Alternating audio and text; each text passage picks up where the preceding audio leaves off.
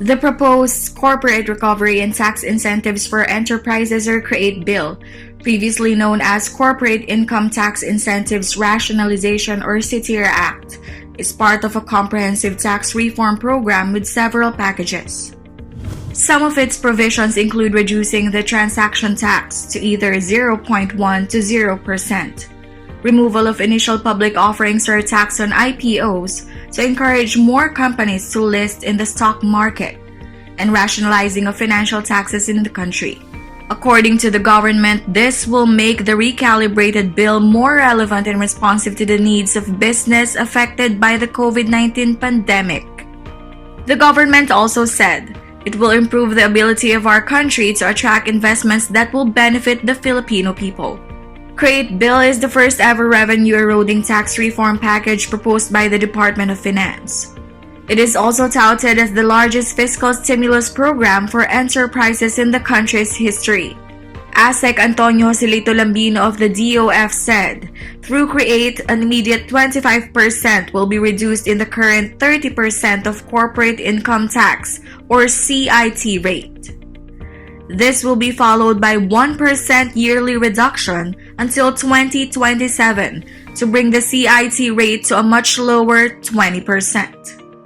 Our current 30% CIT rate is the highest in ASEAN, which has hindered local businesses from expanding, therefore restricting our country's ability to compete with its regional neighbors. In reducing the CIT rate, the government is hopeful that it will benefit more than 90,000 micro, small, and medium enterprises or MSMEs, as they are considered as the backbone of the Philippine economy.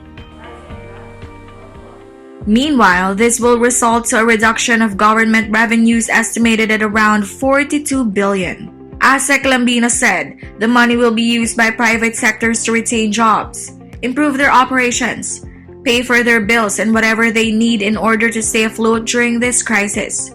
It will keep the Filipino workers employed. He added the total estimate of the government's foregone revenue will be about 625 billion pesos for the succeeding 5 years. The tax savings can be reinvested by firms in revitalizing their business, upgrade their cost competitiveness, and create even more jobs for people.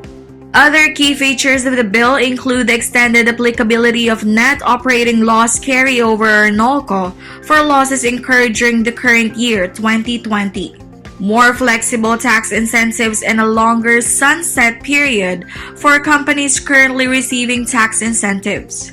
The earlier version of CREATE or CITIR Act was passed by the House of Representatives in September 2019. To date, CREATE is currently pending in the Senate as the Congress suspends its session for a month-long break. The Department of Finance is hopeful that the bill will be passed this year, as it will mark the country as a premier investment capital and destination for companies looking to diversify their network in the wake of COVID-19 pandemic.